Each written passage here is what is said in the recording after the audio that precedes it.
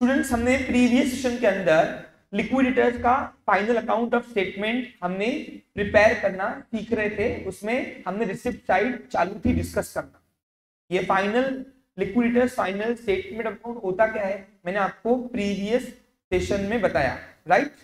कि जब एक लिक्विडिटर लॉफुली कंपनी को वाइंडिंग अप करता है तो उसके लिए जो हिसाब किताब करता है और वो हिसाब किताब करने के लिए जो अकाउंटिंग करता है वो अकाउंटिंग के लिए जो स्टेटमेंट बनती है वो स्टेटमेंट को बोलते हैं लिक्विडिटर फाइनल स्टेटमेंट ऑफ अकाउंट। अब आप बोलोगे सर यार स्टेटमेंट है क्या? नहीं, ये है लेजर अकाउंटिंग, एक प्रकार का having two side, debit side और credit side, receipt side, real accounting बोलेंगे इसको हम। क्या बोलेंगे इसको हम? रियल रूल, रियल अकाउंट है ये एक्चुअली, क्योंकि यहाँ पे रियल रूल लग रहा है। What comes in debit, what goes out credit. यहाँ पे लिक्विडिटर क्या करता है, सबसे पहले वो कैश कलेक्ट करने के सारे सोर्सेस पहले ढूंढता है और वो पहले कैश कलेक्ट कर लेता है ना। पहले नोटा पूरी कलेक्ट करके आएगा मार्केट से, है ना, जहां जहां से कंपनी के पास पैसा आएगा, फिर टेबल कुर्सी लगाएगा और उसकी लॉफुली पेमेंट करेगा। अब मैंने आपको याद करो प्रीवियस सेशन में बताया कि जब आप रिसिप्ट साइड प्रिपेयर करोगे तो कोई भी एसेट्स को कभी भी आप रियलाइज कीजिए बस कैश आना चाहिए, उसका कोई सीक्वेंस का लॉ ने प्रोविजन रखा हुआ नहीं। लेकिन जब आप पेमेंट करोगे तो पेमेंट के लिए जितने भी क्रेडिटर्स हैं, लायबिलिटी है, एक्सटर्नल लायबिलिटी हो या इंटरनल लायबिलिटी हो, उसको जो पेमेंट करना है वो लॉफुली सीक्वेंस में ही पेमेंट करना है। यानी जो क्रेडिटर्स को खड़ा करोगे ना लाइन में लिक्विडिटर बनकर, वो पेमेंट लॉफुली करनी है, उसका सीक्वेंस तुम बिगाड़ सकते नहीं। ओके, अब सर ये लॉ, ये रट्टा मारना है, रट्टा नहीं मारना है। पूछो क्यों? अरे पूछो भाई क्यों? क्योंकि जो ये पेमेंट का सीक्वेंस बना है ना लॉफुली क्रेडिटर्स का, वो बना कॉमन सेंस की बेसिस पर ही। यानी आप अगर देखोगे तो पहले पेमेंट नहीं की होनी चाहिए, आपको खुद दिख जाएगा, इसीलिए आपको कोई रट्टा नहीं मारना। ठीक है, शुरू करें। अब हमने देखा था कल की एक लिक्विडिटर पैसा कहाँ कहाँ से कलेक्ट करता है। तो पहला cash in and cash at bank, ये तो लिक्विड फॉर्म में होता ही है, तो सारी मार्केट में एसेट्स रियलाइज करेगा। कल मैंने आपको प्रोफार्मा दिखाया था शायद से, सारी एसेट बेचकर जो भी उसकी एसेट होगी। अब तो कौन सी एसेट कौन से भाव से बेचेगा ये क्या कैसे मालूम पड़ेगा? ये आपको क्वेश्चन में गिवन रहेगा। आपको क्वेश्चन कौन से फॉर्मेट में आएगा मैं आपको दिखा दूं।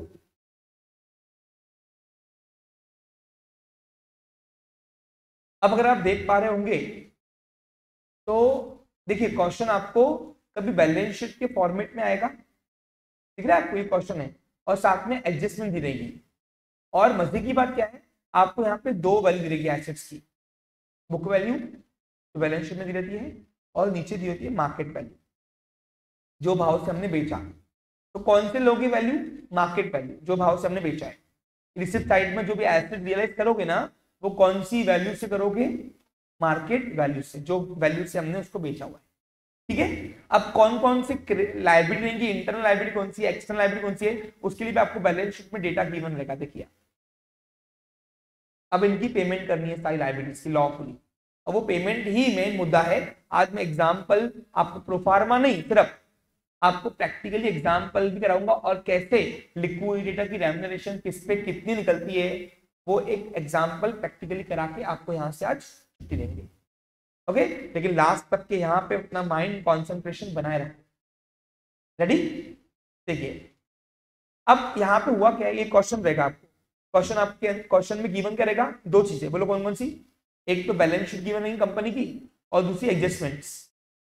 अब एडजस्टमेंट में क्या गिवन रहेगी? एक तो एसेट्स की मार्केट वैल्यू दी रहेगी, फिर लिक्विडिटर कमीशन किस किस पे ले रहा है, कितनी ले रहा है, वो सब लिखा रहेगा आपको। ओके, और कौन सा क्रेडिटर का पेमेंट कितना करना है वो भी दे रहेगा। कभी कभी क्या होता है क्रेडिटर एक ही होता है, सब एक ही क्रेडिटर होता है, तो यहाँ पे दिया देखो। अब इसके अंदर fully secure creditor, partly secure creditor include होता है, वो इंक्लूड का इन्फॉर्मेशन भी आपको नीचे दिया होता है, कहाँ पे? एडजस्टमेंट, तो उसको भी करना है। ओके, और मजे की बात क्या है बताओ, देखो अभी तक के तुमने जितने भी साल के अकाउंटिंग किया 11, 12 फर्स्ट ईयर, आपने देखा अकाउंटिंग का एक ही proforma from beginning to end चलता था।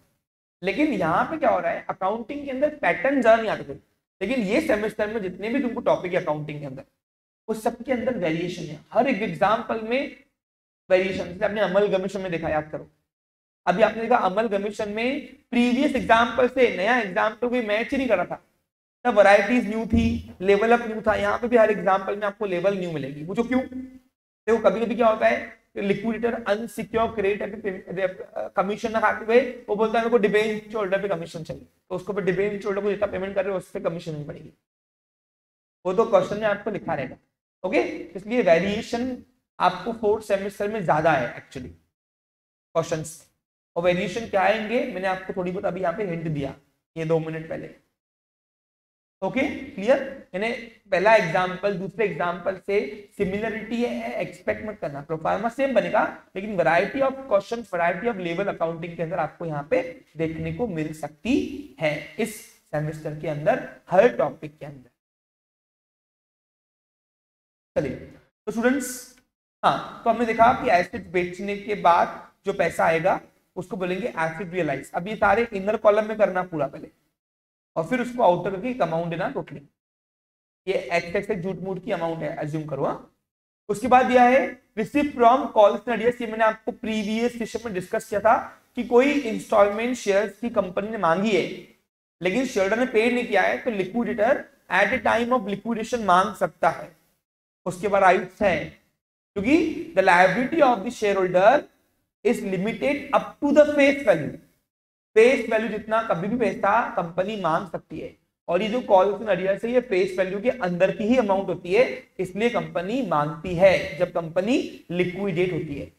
अब आप बोलोगे सर लिक्विडेशन के वक्त मांग तो दिया लेकिन कोई देगा क्या? अरे देना ही पड़ता, company being an artificial person created by law. Law के अगेंस्ट जाऊंगी क्या? कोई नहीं जाएगा। तो कल मैंने आपको एग्जांपल दिया था, किसका दिया था एग्जांपल? कौन थी calls and ideas share holder? कशिश के पास 500 शेयर थे, उसने एप्लीकेशन मनी दिया है, अलॉटमेंट मनी दिया है, फर्स्ट कॉल मांगा था लेकिन दिया ही नहीं अभी तक के, तो अभी कंपनी उससे मांगेगी। कॉल मांगता है ये सब भी लिक्विडेटर। अब बताओ इससे नोटा आएंगी कंपनी के पास कि जाएंगी? हम अकाउंटिंग कंपनी के पॉइंट ऑफ व्यू से ना, नोटा आएंगी तो that is the source of receipt. Okay next है receipt from call made on share. अब कॉल्स एंड आइडियाज में और कॉल मेड ऑन शेयर में क्या अंतर है इसके ऊपर हम डिस्कस करते हैं। देखिए क्या होता है, तो फॉर एग्जांपल कंपनी ने अपने आजीवन काल के अंदर 2 लाख शेयर इशू किए थे। ओके 2 लाख शेयर की एक शेयर की कीमत 100 रुपए रखी सपोज, ये क्या है उसकी फेस वैल्यू, और कंपनी अज्यूम करो फेस वैल्यू से ही शेयर बेच रही है। अब एक शेयर के पैसे कंपनी कैसे बेचती है? इंस्टॉलमेंट में। हमने इशू ऑफ शेयर की अकाउंटिंग में देखा हुआ है। सपोज 30 रुपए एप्लीकेशन के, 20 रुपए अलॉटमेंट के, 30 रुपए फर्स्ट कॉल के, and the last one is 20 रुपए फाइनल कॉल के। अब क्या हुआ, कंपनी अपने कार्यकाल के अंदर यानी जब तक कंपनी चल रही थी उसमें कंपनी ने 3 इंस्टॉलमेंट पर शेयर की मांग चुकी थी, एप्लीकेशन, अलॉटमेंट, फर्स्ट कॉल, लेकिन फाइनल कॉल मांगी नहीं है, वो रिजर्व था। याद करो मैंने आपको क्लासिफिकेशन ऑफ शेयर कैपिटल में रिजर्व कैपिटल पढ़ाया हुआ है। रिजर्व कैपिटल याद है आपको? अगर आपको थोड़ा जुमला में याद होगा तो मैं आपको बता रहा हूँ। ऑथराइज के 2 पार्ट होते हैं, बताओ कौन कौन से? ऑथराइज शेयर कैपिटल 2 पार्ट है, इशूड, अनइशूड। याद है आपको? इस बार रफली चल रहा है काम क्योंकि ये सब आपका हो चुका है। फिर इशूड के 2 पार्ट होते हैं, सब्सक्राइब और अनसब्सक्राइब। याद है आपको? तो चलो, और फिर सब्सक्राइब के 3 पार्ट है, कॉल्ड अप, अनकॉल्ड अप और रिजर्व। कॉल्ड अप यानी क्या? वो इंस्टॉलमेंट जो कंपनी अभी तक मांग चुकी है जिस दिन बैलेंस शीट बन रही है। अनकॉल्ड यानी जो फ्यूचर में मांगेंगी। याद है आपको? अनकॉल्ड अमाउंट जो फ्यूचर में मांगेंगी। और एक होता है रिजर्व कैपिटल जो कंपनी कभी अपने कार्यकाल के अंदर, आजीवन काल के अंदर नहीं मांगेंगी लेकिन वो मांगेंगी at time of winding of the company या लिक्विडेशन के वक्त। वो आज यहाँ पे बता रहे हैं। रिजर्व कैपिटल पढ़ा था ना बहुत बार किताबों में, अब उसको सच में यहाँ पे हम यूज कर रहे हैं एक्चुअली। देखिए अब यहाँ पे होता क्या है, कंपनी ने अपने पूरे आजीवन काल के अंदर 80 रुपए मांग चुकी है, फाइनल मांगा ही नहीं अभी तक के। अब कंपनी यहाँ पे लिक्विड हो रही है तो अब देखो इस 80 में से अगर कोई इंस्टॉलमेंट बाकी होंगी किसी शेयरहोल्डर की तो उसको अपन बोलेंगे कॉल्स इन अरियर्स। इस एग्जाम पे कल हुआ था, 2 लाख शेयर में से कशिश के 500 शेयर थे, उसने 30 लास्ट के 30 रुपए ये फाइनल फर्स्ट कॉल के पैसे नहीं दिए थे। ये कितने होते बताओ, 500 इंटू 30 तो 15,000 रुपए होते। 15,000 रुपए इसने अभी तक दिए नहीं है, एप्लीकेशन दे दिया, अलॉटमेंट दे दिया, लेकिन फर्स्ट कॉल के पैसे नहीं दिए, तो उसको बोलेंगे कॉल्स इन अरियर्स। क्या बोलोगे आप उसको? लेकिन अब कंपनी 2 लाख शेयर्स के ऊपर फाइनल कॉल भी मांग रही है at the time of liquidation, तो इस इंस्टॉलमेंट को अपन जो बोलेंगे उसको नाम देंगे receive from call made on shares. अब कॉल्स इन अरियर्स में फर्क क्या है and calls in made on shares में फर्क क्या है, समझा क्या? जो इंस्टॉलमेंट कंपनी अभी तक मांग चुकी है उसमें से अगर किसी शेयरहोल्डर ने पैसे नहीं दिए, that is called as calls in arrears. लेकिन जो इंस्टॉलमेंट्स कंपनी ने मांगी नहीं थी अभी तक के, अब वो मांग रही है लिक्विडेशन के वक्त पे, तो that is called as call made on share, यानी इंस्टॉलमेंट मांग रही है। जैसे अभी 2 लाख शेयर पे 20 रुपए सबसे मांग रही है, तो कितने होंगे? 2 लाख इंटू 20, फाइनल कॉल के पैसे अभी मांग रही है लिक्विडेशन के वक्त, तो 2 लाख शेयर्स के ऊपर 20 रुपए कितने होते हैं? 40 रुपए, 40 लाख, 40 लाख, वेरी गुड। तो 40 लाख रुपए कंपनी अभी मांग रही है अपने शेयरहोल्डर से, और कंपनी के पास अधिकार है कि नहीं मांगने का, बताओ? बिकॉज क्यों? ये 20 रुपए भी किसकी अमाउंट है? Under the part of face value, the liability of the share holder is limited up to the face value of the share held by, ये मांग सकती है, उसका अधिकार है। Okay, clear? ये यहाँ पे समझा आपको? हाँ, इसके अलावा दोनों में डिफरेंस क्या है समझ में आ गया होगा होपफुली। ओके, अब इसके अलावा और कौन कौन से सर पैसे आ सकते हैं? देखो, अब इसके अलावा जो एक मैं मेन मुद्दा बात कर रहा हूं वो है, देखो, नोटा आने का सोर्स है वो है कैश, आने का सोर्स वो है सरप्लस।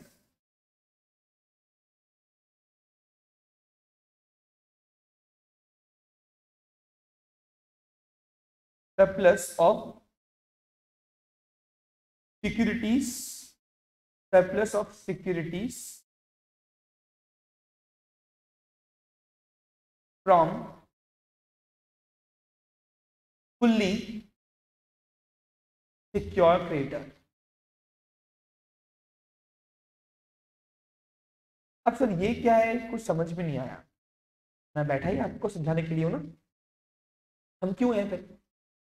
देखो, फुल्ली सिक्योर क्रेडिटर हमें किसे कहते हैं बताइए? जिसके पास वैल्यू ऑफ मॉर्गेज एसिड ज्यादा है वैल्यू ऑफ लोन से। हमने कल देखा था 5 लाख का कर्जा था, दिया था एक भैया ने कंपनी को, लेकिन 6 लाख रुपए की एसिड अपने पास लेके बैठा। हमने कहा है, आपको याद करो, मैंने आपको बताया था कि फुल्ली सिक्योर क्रेडिटर को हम कभी लाइन में खड़ा करेंगे भी, कभी नहीं भी करेंगे, अगर तुमको याद होगा तो, अगर तुमको दिमाग में याद होगा तो। अगर लाइन में नहीं खड़ा करना है पेमेंट के लिए तो हम क्या बोलेंगे?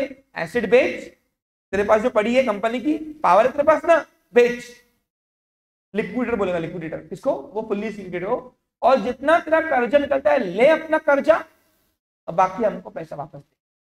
तो वो 6 लाख रुपए का उसके पास एसेट था, उसका कर्जा कितना कंपनी की तरफ काट सकती है? 5 लाख रुपए, ब्याज ब्याज पकड़ सकते।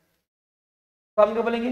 5 लाख रुपए अपनी वो एसेट बेच मार्केट से, अपने पैसे निकाल और 1 लाख रुपए ला। तो 1 लाख रुपए हमारे पास नोटा आई कि नहीं आई बताओ? तो वो जो हम फुल्ली सिक्योर क्रेडिटर से लेंगे ना अपनी सिक्योरिटी का पैसा, सरप्लस जो बचा, उसको अपन यहाँ पे लेंगे। और अगर हमने यहाँ पे लिया इसको, तो हम उसको लिस्ट में पेमेंट में खड़ा नहीं करेंगे, उसको गायब कर देंगे। पूछो क्यों? क्योंकि वो कर्जा मुक्त हो गया, तो उसको पेमेंट डबल क्यों करेंगे? उसने एसिड बेच दी मार्केट से, ले लिया। Okay, clear? अब जो कल आया होगा उसको समझ रहा होगा मैं किस चीज की बात कर रहा हूँ।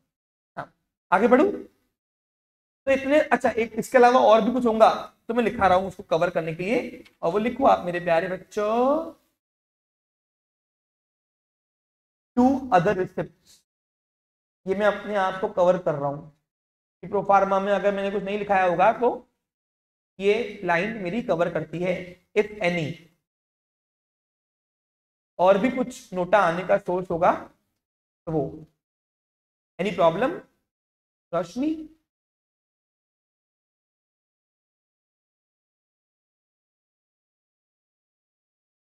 Got it clear?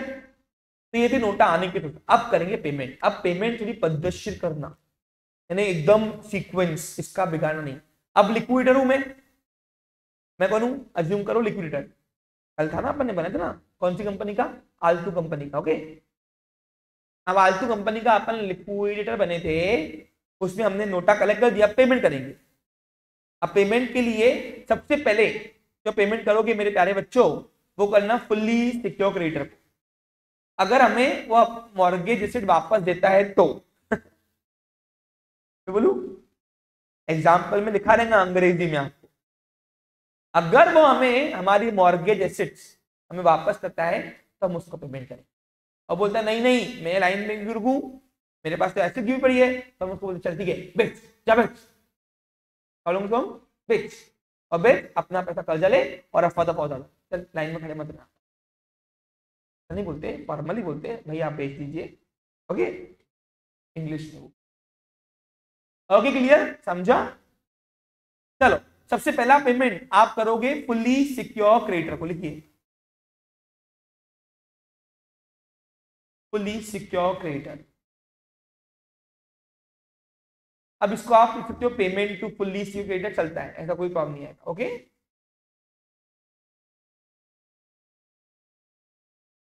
तो पहले नंबर पे कौन आएगा मेरे प्यारे बच्चों?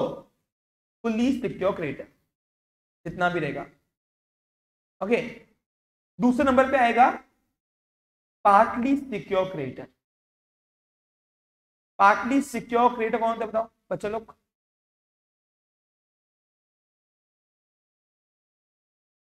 जिसके पास एसेट तो गिरवी है कर्जदार के पास कंपनी की, लेकिन उसके पास जो वैल्यू ऑफ एसेट है वो कम है उसके वैल्यू ऑफ लायबिलिटी से। कल अपन ने एग्जांपल में देखा था कि 3.5 लाख रुपए कर्जा दिया था कंपनी को, लेकिन उसके बाद एसेट गिरवी 2 लाख की थी। सुनो मजे की बात क्या है, मैंने आपको कल ही बताया था कि पार्टली सिक्योर्ड कुछ होता ही नहीं है एक्चुअली।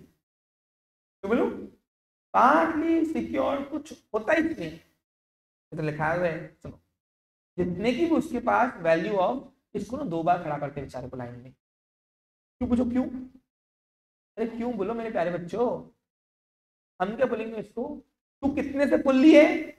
3.5 लाख का कर्जा कंपनी को दिया उसने और 2 लाख की एसेट है, तो बोलेंगे बाबू 2 लाख की ना, क्या काम कर, 2 लाख रुपए की पहले एसेट वापस ला, आगे वापस 2 लाख रुपए तू अभी अभी ले मुझसे दूसरे नंबर पे, लेकिन 1.5 लाख के लिए देखो वापस लाइन में रुकना पड़ेगा अनसिक्योर्ड क्रेडिटर की लिस्ट में, कि 1.5 लाख से तू अनसिक्योर्ड है।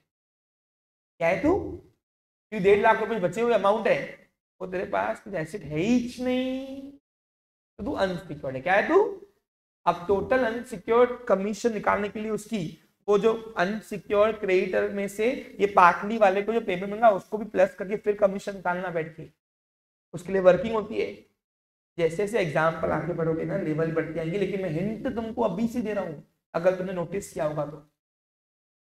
ठीक है, क्लियर? आगे बढ़ू? हाँ, नेक्स्ट है। अब नेक्स्ट क्या मतलब क्या है? थर्ड नंबर पे लिक्विडेटर अपने जो भी है कोर्ट कचहरी के मामले हैं, खर्चे लागू है। अरे कंपनी का हर काम लिखत में होता है, डॉक्यूमेंटेशन में होता है, लीगल होता है, और लीगल प्रोसेस एक्सपेंसिव होती है कि नहीं होती है? आज ये चुपकाओ, रेवेन्यू स्टैम्प, ये लगाओ वो लगाओ, चालू रहते। तो ये जो भी लिक्विडेटर खर्चा करता ना, थर्ड नंबर पे पहले वो अपनी पेमेंट निकालता है, उसको बोलते हैं लिक्विडेशन एक्सपेंसेस। क्या बोलोगे इसको आप? लिखो पहले, थर्ड नंबर पे पेमेंट अपनी करेगा घड़ी, मतलब अपनी नहीं, जो भी उसने अभी तक खर्चा किया है कंपनी के लिए, इसको बोलेंगे लिक्विडेशन एक्सपेंसेस। अब लिक्विडेशन एक्सपेंसेस को कभी कभी रियलाइजेशन एक्सपेंसेस भी बोलते हैं। ठीक है, अभी तो कोई एसेट बेची होंगी भावेश सारी मार्केट में, खरीदी वरीदी की होंगी, बिक्री, अरे खरीदी बिक्री की होंगी ना, तो बिक्री में आधी आधी रेवेन्यू स्टैम्प हमको भरनी पड़ती, बेचने वाले को आधी उसको, तो ये सब खर्चा किया होगा ना लिक्विडेशन ने, तो वो यहाँ पे लेना टेबल से अपने जो उसने खर्चा किया। चौथे नंबर पे वो अपनी रेम्यूनरेशन लेता है, रेम्यूनरेशन। इसका सीक्वेंस बिगड़ा, नजर हटी, दुर्घटना घटी बेटा, तो लिक्विडेटर्स रेम्यूनरेशन, सॉरी क्या बोलोगे बच्चे लोग इसको? Liquidators remuneration. अब मैंने आपको कल बताया था जनरली लिक्विडेटर रेम्यूनरेशन 2 आइटमों पे लेता है, एक तो एसेट जितने की बेचा उस पे, और दूसरा अनसिक्योर क्रेडिटर की पेमेंट जितनी की। अब सर ये तो अजीब बात है, अनसिक्योर क्रेडिटर की एसेट तो बेचा, चलो अब रिसिप्ट साइड पहले बनाएंगे, पहले नोटा कलेक्ट करेंगे, वो दिख जाएगा, लेकिन अनसिक्योर क्रेडिटर की पेमेंट की नहीं और पहले हम उसको कमीशन कैसे दें, कितनी बच रही, तो उसके लिए क्या करना, लिखना आपको यही है, उसको लिखना आपको यही है। क्या करना, यहाँ पे नीचे इनर कॉलम में ऑन एसेट रियलाइज, वो निकाल देना जितना भी पर्सन आपको दिया रहे।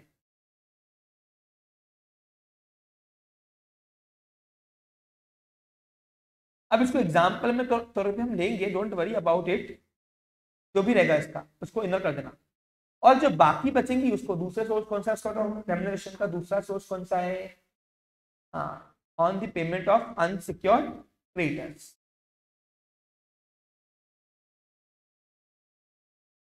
पेमेंट ऑफ अनसिक्योर्ड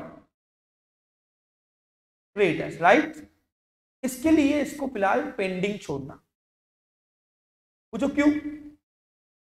मैंने आपको कल एग्जाम्पल का एक खासियत पढ़ाई, बताओ क्या ये एग्जाम्पल की खासियत है, पैसा खत्म, एग्जाम्पल टाटा बाय बाय, फिर बोलो एग्जाम्पल टाटा बाय बाय, वहीं से दूर से करना क्रेडिटर्स को, जाओ रे हो गया खत्म, टेबल कुर्सी उठाना, लिक्विडेटर बन गए और निकल जाना, है ना, याद है बताया था कल मैंने आपको। लेकिन लेकिन लेकिन लेकिन क्या होता है यहाँ बच्चा लोग, अब यहाँ पे ये अनसिक्योर क्रेडिटर को पेमेंट जब नंबर आएगा उसको तब करेंगे ना, तो यहाँ पे लिख लेना जब आएगा तो निकाल के फिर हम उसको आउटर करेंगे।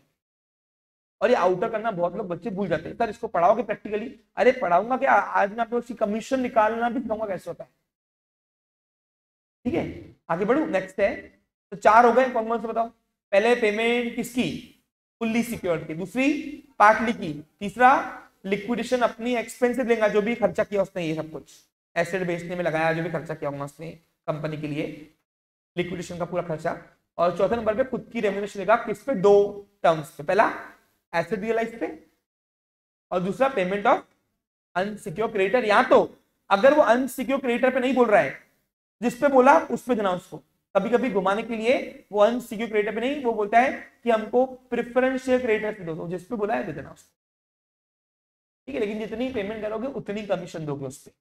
अब एसेट रियलाइज पे कमीशन निकालना आसान है, मुश्किल पता क्या है, ये इसका पेमेंट टू अनसिक्योर क्रेडिटर का। आगे बढ़ूंगा, चलो नेक्स्ट है प्रेफरेंशियल क्रेडिटर्स। अब बताओ कौन होते हैं प्रेफरेंशियल क्रेडिटर्स, कल मैंने आपको टाइप्स ऑफ क्रेडिटर्स पढ़ाए थे, अगर आपको याद होगा तो। प्रेफरेंशियल शेयर्स नहीं है, क्रेडिटर सही है। कुछ क्रेडिटर ऐसे होते हैं जिनको लॉ ने राइट दिए कि इनकी पेमेंट पहले करो, चाहे तुम बर्बाद हो चाहे आबाद हो, इनकी पेमेंट तुमको पहले करनी है, तो 5वें नंबर पे इनकी पेमेंट करना भैया, उसको बोलेंगे कर्जदार कौन से, प्रेफरेंस, जिनको प्रेफरेंशियल राइट्स है, और ये राइट्स किसने दिए, कंपनी एक्ट ने पावर दी उसको, तो इसको अभी करनी पड़ेगी। वैसे कौन से, मैंने आपको बताया था कल, सारे आउटस्टैंडिंग टैक्सेस, सारे जितने भी गवर्नमेंट के टैक्सेस बाकी होंगे ना कंपनी की तरफ, बोलेंगे पहले हमको दो। देखो कितनी अजीब बात है, तुम आबाद हो या बर्बाद हो, सरकार अपना पैसा नहीं छोड़ती, बर्बाद हो रही भाई तो समझ, कंपनी बंद हो रही है, सरकार तेरे पास पैसे की कमी है क्या, बोलते हैं सबको छोड़ोगे तो फिर देश कैसे चलेगा, इसलिए सरकार बोलती है हमारे पैसे हमको देख के दो, जितनी भी पीछे की आउटस्टैंडिंग टैक्स बाकी होंगी दे देना, एम्प्लॉय की सैलरी बाकी होंगी दे देना, वो उसकी एक लिस्ट है, क्या है इसकी, वो एग्जाम्पल में अभी शुरुआत में नहीं आखिरी में लिखाऊंगा, वो लिस्ट प्रेफरेंशियल क्रेडिटर्स की लिस्ट है, किसको प्रेफरेंस दिया है कितनी अमाउंट से, वो अमाउंट लेना। शुरुआत के एग्जाम्पल में आपको रेडीमेड रहेगा ये प्रेफरेंस अमाउंट, एक आंकड़ा, वो आपको सिर्फ चुपकाना है, लेकिन आगे आपको निकालना है प्रेफरेंशियल क्रेडिटर्स, उसकी लिस्ट जब दिखाऊंगा तो आप उससे निकाल पाओगे अच्छे से। आगे बढ़ता हूं, नेक्स्ट, इसके बाद है 5 हो गए ना, 5 हो गए, इसके बाद आते हैं, बोलो कौन, हमारे डिबेंचर होल्डर्स। अब डिबेंचर होल्डर कौन होता है पता है ना तुमको, कि बताऊं मेरे प्यारे बच्चों, बताऊं, कंपनी के अंदर जब आम जनता से कंपनी टुकड़ों में छोटी छोटी अमाउंट में एक इंस्ट्रूमेंट बेचकर, जैसे शेयर बेचकर ओन कैपिटल करती है, वैसे एक इंस्ट्रूमेंट बेचकर बॉरोड कैपिटल करती है, लोन लेती है आम जनता से, उस इंस्ट्रूमेंट को बोलते हैं डिबेंचर। डिबेंचर एक बॉरोड कैपिटल का इंस्ट्रूमेंट है जो आपको 11-12 से पढ़ाया गया है, अगर आपको याद होगा तो। मैं यहाँ पे सेकेंड ईयर पढ़ाने आया हूँ भैया, सेकेंड ईयर बीबी और बीकॉम को, तो मेहरबानी करके डिबेंचर पता होना चाहिए तुमको, और जो पर्सन डिबेंचर खरीदता है उसको बोलते हैं डिबेंचर होल्डर। बराबर कि नहीं मेरे प्यारे बच्चों? डिबेंचर होल्डर कर्जदार कंपनी का, क्योंकि वो बोरोड कैपिटल में इन्वेस्ट करता है, तो उसकी पेमेंट 6वें नंबर पे करना, अगर पैसा रहे यहां तक तो। जनरली मैक्सिमम एग्जांपल में रहता है। अच्छा, मजे की बात क्या है, अगर कोई आउटस्टैंडिंग इंटरेस्ट बाकी होगा उसका पीछे का, तो वो भी उसको देना है मेरे प्यारे बच्चों, वो भी देना है भावेश। हाँ, छोड़ना नहीं उसको पैसा है बेचारे का। यहां तक क्लियर मेरे प्यारे बच्चों? गॉट इट अच्छे से? कोई डाउट नहीं है इसमें? ओके। हाँ, अब जो कितने हो गए? 6 हो गए ना? अरे 6 हो गए ना? अब 7वें नंबर पे पेमेंट करना अनसिक्योर क्रेडिट।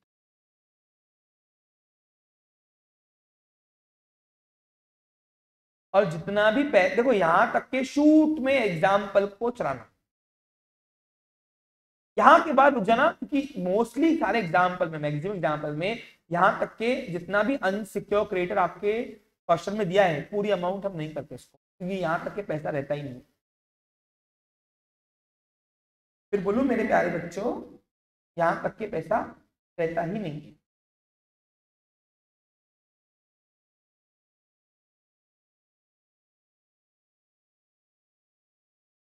तो सब करना कैसे है?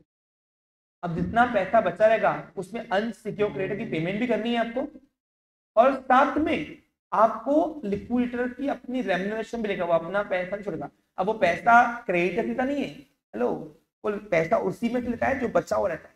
तो उसमें दो चीज करना, एक तो अपना पैसा भी लेगा वो, और जितनी भी बचा रहेगा वो अनसिक्योर क्रेडिटर की पेमेंट करेगा। लेकिन जितना वो अनसिक्योर क्रेडिटर की पेमेंट करेगा ना, हेलो हेलो, उसमें उतना ही परसेंट उस पर अमाउंट आना चाहिए। अब सर ये जो आप बोले ना, हम लोग कुछ भी नहीं समझे आपने यहाँ पे, इसको समझा देते हैं आप लोग। सपोज मान के चलो, क्या मान के चलोगे कि मेरे पास सब काट साट के, देखो एक एग्जाम्पल, प्रैक्टिकल एग्जाम्पल दे रहा हूँ आपको मैं, ये मोस्ट इंपॉर्टेंट वाला पार्ट है अभी जो हम करने जा रहे हैं। 10 मिनट का खेल है पूरा, अगर समझ गया तो समझाना तुम्हारा पिक्चर क्लियर, नहीं तो कुछ नहीं आएगा। ये अभी की 10 मिनट बहुत इंपॉर्टेंट है, ध्यान दो, नजर में हटाना। देखो मान के चलो कंपनी के पास कैश लेन पड़ा है 50,000, कैश बैंक पड़ा है 1.5 लाख, 2 लाख रुपए लिक्विडिटी आ गई। कंपनी ने सारी एसेट बेचकर 8 लाख रुपए कवर किया। अब इसमें कौन कौन सी है बाद में देखते बैठेंगे, वो मुद्दा नहीं है। 8 लाख रुपए कैश रिकवर किया, यहाँ पे ये कुछ नहीं है, ये भी नहीं आया हुआ है, और ये भी नहीं आया हुआ है, तो टोटल मिलाकर कितने हुए? कंपनी के पास टोटल रिसिप्ट कितनी हुई मेरे प्यारे बच्चों? 10 लाख, यानी 10 लाख रुपए कंपनी के पास नोटा आई है, इधर रफली रफली फिलहाल टोटलिंग करना नहीं। अब सबसे पहले पेमेंट करेंगे हम फुल्ली सिक्योर क्रेडिटर। अब फुल्ली सिक्योर क्रेडिटर की पेमेंट सपोज अज्यूम करो तुम्हारे पास क्वेश्चन में गिवन रहेगा, ये क्या रहेगा? चलो करते हैं एग्जाम्पल। देखो मान के चलो फुल्ली सिक्योर क्रेडिटर 3 लाख होंगे, 3 लाख उनको पेमेंट कर दिया, गए 10 में से 3 गए, बाकी 7। पार्टली सिक्योर था ही नहीं अज्यूम करो, तो नहीं था तो वो नहीं लिखना, फिर क्या लिखोगे? नहीं लिखोगे, उसको छोड़ देना। फिर लिक्विडेशन के लिए एक्सपेंस लग गए 50, तो पहले मैं निकाल दूंगा टेबल कुर्सी लगा के। अरे टेबल कुर्सी लगा दी ना मैंने, और क्रेडिटर्स को लाइन से खड़ा किया। ओके, मैं कौन हूं? लिक्विडेटर कंपनी का। 50,000 निकाल दिए। निकालने के बाद क्या हुआ? अब मैं रेम्यूनरेशन लूंगा, लॉ मुझे परमिट करता है, जैसे कि अग्रीमेंट पहले हुआ था कंपनी से मेरा, कि मैं जितनी भी एसेट रियलाइज किया 2% कमीशन लूंगा, 2%। अब बताओ मैंने एसेट कितने की बेची? आप बोलोगे 10 लाख की। नहीं, मैं जो एसेट मार्केट में बेचता हूं जिसके लिए मुझे मेहनत लगी, मैं उस पर लूंगा 8 लाख में। मैं cash in and cash bank पे नहीं लूंगा। लेकिन अगर मैं लिखा रहेगा एग्रीमेंट के अंदर कि मैं टोटल एसेट पे लूंगा, तो फिर कैश इन एंड और कैश बैंक पे भी कमीशन लूंगा मैं। लेकिन यहाँ पे मैं बेईमान नहीं हूँ, जो ऑलरेडी लिक्विड फॉर्म में एसेट थी मैं उस पर कैश मैं बेईमानी करता नहीं, मैं ईमानदार इंसान हूँ। इसमें जो एसेट बेचा जिसमें मेरे को मेहनत लगी उसी पे मैं सब कमीशन लूंगा। तो 8 लाख पे लूंगा। एसेट रियलाइज कितना किया मैंने? 8 लाख। 8 लाख का 2% निकालो पक्का। 1% निकालने आता है, कोई भी अमाउंट के 2 जीरो आया तो 1%, 1% भी 8,000 रुपए आएगा तो 2% आएगा 16,000 रुपए। 16,000 रुपए मान के चलो हमारा एसेट रियलाइज पे कमीशन आया 2%। अब अनसिक्योर्ड क्रेडिट पे रुक गया मैं, क्यों? जितनी पेमेंट करूंगा तभी लूंगा ना। अब अनसिक्योर्ड क्रेडिट पे पेमेंट करूंगा 5%, कितना लूंगा मैंने बोल दिया पहले उनको कि तुम्हारा पेमेंट में बचा के देखता मैं कोशिश कर रहा मैं, लेकिन 5% जितना भी तुमको दूंगा उस पर कमीशन लूंगा। बराबर कि नहीं? बराबर कि नहीं? हाँ हाँ बोलिए। 10 मिनट उनको बिठाइए, 10 मिनट मुझे लगेंगे। हाँ आगे। अब क्या होता है, मान के चलो प्रेफरेंशियल क्रेडिटर्स का 50,000 रुपए आता था, दे दिया, लॉ ने बोल दिया दे दो दे दो। डिबेंचर 1 लाख की थी, 8 लाख की। बराबर कि नहीं? हो गया? हो गया? अब हमारे पास पैसे बचे कितने हैं? देखो 3 लाख गए, 50 इधर गए, 16 इधर गए। ये पकड़ना, ये ले लिया ना मैंने अपनी जेब में। अरे जो फिक्स है, जो काम हो गया है उसका तो मैं ले लिया ना फीस, ऐसे बेच दिया मैंने। तो 3 लाख ये, 50 ये, 16 ये, 50 ये, 1 लाख ये, कितने हुए?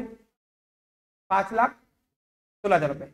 हमारे पास कैश टोटल अवेलेबल कितनी आई थी ये रफ करूं फिलहाल, समझो। हाँ पूरा खेल आपको समझना पड़ेगा यहाँ पे। अभी मजा है, बहुत इंटरेस्टिंग वाला पार्ट है, बहुत देखो एंजॉय करोगे।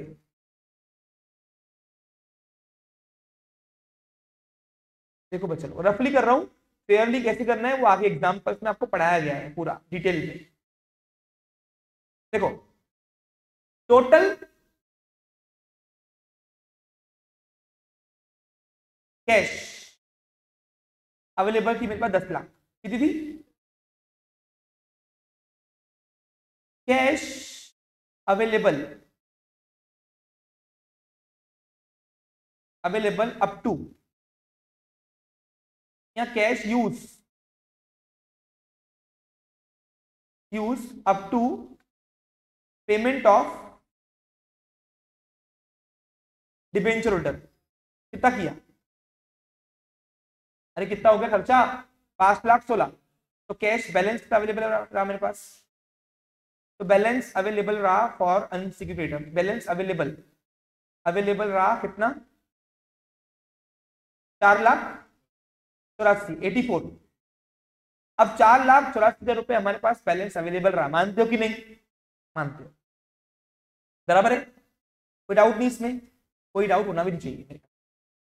अब यहाँ पे सवाल ये आता है, जो ये कैश अवेलेबल रहेगा हमारे पास 4,84,000 रुपीज, इसमें 2 काम करने हैं। इसमें मुझे अनसिक्योर्ड क्रेडिटर की पेमेंट भी करनी है और मुझे अपनी कमीशन भी लेनी है, लेकिन इस तरीके से लेनी है कि मैं जितना उनको पेमेंट कर रहा हूं उतना ही परसेंट, जितना परसेंट मेरा तय है उसमें उतना ही परसेंट आना चाहिए।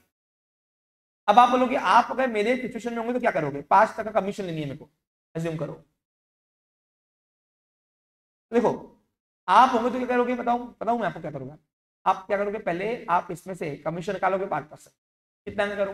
4,84,000 का 5%, 24, बोलो 24,200 रुपए। 2420 आएगा ना बेटा? नहीं 24,200, 24,200 रुपए ये आया हमारा कमीशन का रेट, अज्यूम करो। ओके हाँ, और बाकी बचा कितना? अब 4,84,000 रुपीज पड़े थे हमारे पास, उसमें 24,200 मैंने उठा दिए अपने खुद के। बाकी बचे कितने? माइनस करो ना। अरे आंकड़ा चलो, आंकड़ा क्या हो गया तुमको? 4,59,800 ये आपने बच्ची की अमाउंट किसको पेमेंट करोगे? अनसिक्योर क्रेडिटर को। लेकिन अब आप नोटिस करोगे अगर, तो यहाँ पे मैंने क्या बोला था, जितना मैं उनको पेमेंट दूंगा उसका 5% लूंगा। अब अगर आप देखो इसका इसका 5% ये आ ही नहीं रहा अमाउंट करके देखो, मैंने जितना पेमेंट मैंने पेमेंट कितना किया अनसिक्योर क्रेडिटर को 4,59,800 कैश अवेलेबल इतना ही था मेरे पास। देखो ना बच्चों, देखो ना कितना आ रहा, देखो इसका 5% कितना आ रहा, 22,990, सॉरी 22,990। हमने ली कितनी है 24,200। अब सर आपने तो 5% से ज्यादा उठा दिया, तो यहाँ पे अब प्रॉब्लम कैसे करें? देखो जब तक मैं कमीशन लूंगा नहीं तब तक मैं उनको पेमेंट नहीं कर पाऊंगा, और मेरे को जितना उनको पेमेंट करना है उसी के ऊपर मुझे 5% का कमीशन लेना है, और ये दोनों जो है वो एक ही अमाउंट से निकल रही है जो कैश अवेलेबल है हमारे। ये इतना कैश अवेलेबल बराबर है कि नहीं, ऊपर गलती की कुछ बराबर है ना? तो करना कैसे सर? तो इसका एक फॉर्मूला है कॉमन सेंस के बेसिस पर। इससे क्या होगा, आपकी कमीशन भी निकल जाएगी, और दूसरा उसको जितना अमाउंट दे रहे हैं उसी के ऊपर कमीशन निकल जाएगी, और वो भी किस में से लोगे, जो अमाउंट बैलेंस अवेलेबल है उसी में से दोनों का काम हो जाएगा, कमीशन कमीशन भी और अनसिक्योर क्रेडिटर के लिए जो बचा पैसा उस पे भी, और जितना पेमेंट आप अनसिक्योर क्रेडिटर करोगे उसमें का ही उसी का ही वो पार्ट बन जाएगा आपका कमीशन, उतना ही सेम पर्सन है। अब उसके लिए एग्जांपल फॉर्मूला क्या है, फॉर्मूला के ऊपर हम कल डिस्कस करेंगे, डोंट वरी अबाउट इट, लेकिन लिख लो पहले।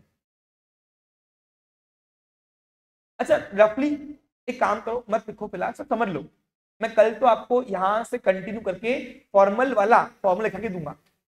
वो है फॉर्मूला क्या है पता है, फॉर्मूला कुछ नहीं, कॉमन सेंस है, कल मैं इसके ऊपर डिस्कस करूंगा, मैं आपको फिर बोल रहा हूं। बैलेंस अवेलेबल, अब बैलेंस अवेलेबल कितना देखो तो 4,84,000 रुपीज, ये बैलेंस अवेलेबल है, divided by 100 plus commission rate कितना है 5 इंटू कमीशन परसेंटेज। अब करो कितना रहा, ये काय का फॉर्मूला है बेटा, ये काय का फॉर्मूला है मेरे प्यारे बच्चों, बताओ बताओ बताओ बताओ। ये फॉर्मूला है अंश कमीशन निकालने की, गायब किसकी, लिक्विडेटर की, किस पे, जितना अमाउंट वो अनसिक्योर क्रेडिटर को पेमेंट कर रहा है। अब बताओ कितना आएगा,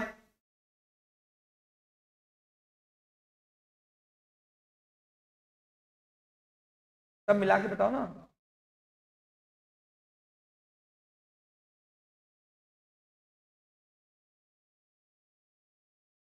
कुछ गड़बड़ी है क्या? पेमेंट नहीं, मुझे कमीशन बताओ, इससे तो कमीशन मिली ना अपने को, हेलो, इस परसेंटेज से क्या मिला अपने को, कमीशन मिली ना। एक में देखो 4,84,000 डिवाइडेड बाय 105 इंटू 100 करो, 4,84,000 डिवाइडेड बाय 105 इंटू 100 इंटू 5 करो, सॉरी 5%, 23,047, हाँ पॉइंट क्या है, 0.619, 619 ना, 0.619 करे क्या, राउंड अप करे, राउंड अप, एक मिनट एक काम करते हैं, ये एक्यूरेट लेते, एक्यूरेट पहले, हाँ ये आ गई कमीशन, क्या गई उसकी, किस पे, अनसिक्योर क्रेडिटर के पेमेंट पे। अब देखो, अब यहाँ पे कितने पैसे पड़े थे अवेलेबल हमारे पास, देखो बच्चा लोग, हमारे पास पड़े थे 4,84,400, सॉरी 4,84,000 अवेलेबल पड़ा था बैलेंस, बराबर कि नहीं। इसमें क्या करना है, दो काम करने हैं, एक तो अनसिक्योर क्रेडिटर को पेमेंट भी करनी है, और दूसरा, अब सर टोटल सन्ड्री क्रेडिटर थे कितने, सपोज 6 लाख के थे, कितने थे 6 लाख दे पाऊंगा क्या मैं, नहीं, उससे हमको मुद्दा नहीं, total creditor sundry creditor unsecure creditor 6 lakh के थे, कितने थे, वो आपको गिवन रहेंगे, वो आपको, लेकिन उतने पैसे अवेलेबल नहीं तो मैं कहां से दूंगा, भूल जाओ उसको, क्या करोगे। हाँ अब बताओ 4,84,000 बैलेंस अवेलेबल है हमारे पास, तो उसमें से पहले कमीशन निकल गई, कितनी आई कमीशन, 23,047.619, बराबर की नहीं। अब ये क्या करोगे, ये 4,84,000 में से माइनस कर दो, या हमने कमीशन उठा दिया अपने जेब में डाल दिया। अब देखो 4,84,000 में से ये कमीशन माइनस किया, कितना आएगा बच्चों लोग बताओ, 4,60,952 2.381 आया। अब आप अगर नोटिस करोगे तो एग्जैक्ट ये जो अनसिक्योर क्रेडिटर को पेमेंट किया ना, उसका एग्जैक्ट 5% ये निकल रहा है, देखो आप। और ये दोनों को मिलाकर आप करोगे, कंप्यूट करोगे, तो आपको यही अमाउंट आएगी। यानी हमने क्या किया, जो बची अमाउंट थी उसमें से कमीशन का कमीशन भी निकाल दिया और अनसिक्योर क्रेडिटर को पेमेंट भी कर दिया, और अनसिक्योर को पेमेंट जितना किया उसी पे उतना परसेंट मैंने कमीशन लिया, ज्यादा कम लिया नहीं। अब पहले क्या हुआ था, मैं ज्यादा लिया था कमीशन। समझा आपको क्लियर? यानी दोनों अमाउंट, ये बैलेंस जो बचा हुआ है उसमें से सेटल करना है। किसको किसको? अनसिक्योर क्रेडिटर को पेमेंट भी करना है, और जितना पेमेंट किया बैलेंस अमाउंट से उतना ही परसेंटेज हमको कमीशन लेनी है, लेकिन कमीशन भी इसी बैलेंस अमाउंट से लेनी है। तो क्या करोगे बच्चे लोग, सुनो इधर देखो, इधर। अब यहाँ पे ये कमीशन का अमाउंट लिख देना, यहाँ पे कितना था, 23,047.619। ये फिर आउटर करना, आउटर। हेलो, कितना है आउटर देखो, अरे प्लस करो 16,000 रुपए इसमें। ये 16,000 रुपए एसिड रियलाइज का प्लस करेंगे कि नहीं करेंगे? 39,047 पॉइंट है यहाँ पे, 0.619। और बच्चा लोग, जो बचा हुआ पैसा है वो किसको दे दूंगे? अनसिक्योर क्रेडिटर को पेमेंट कर दूंगे। कितना है देखो पेमेंट, 4,60,000 रुपए 992। ये है ना, ये क्या है अमाउंट, 4,60,000 रुपए, 4,60,952.381, 4,60,952.380। अब आप देखोगे पैसा कुछ बचेगा ही नहीं, यहां पे एग्जाम्पल स्टॉप। लेकिन प्रोफार्मा आगे बढ़ेगा। हेलो, ये सब तुमको समझाने के लिए दिया मैंने तुमको यहाँ पे। कल हमने ये कंटिन्यू करने वाले, प्रोफार्मा खत्म नहीं हुआ है अभी तक पिक्चर। सिर्फ यहाँ पे मैंने तुमको आज नया क्या सिखाया, अनसिक्योर क्रेडिटर के ऊपर कैसे कमीशन लेना है। और आप देखो, अगर नोटिस करोगे दोनों को मिलाकर अमाउंट ये आ रही कि नहीं आ रही? देखो, एक मेरी रिक्वेस्ट आई है, पूछते क्या है। हाँ गरिमा बोलिए।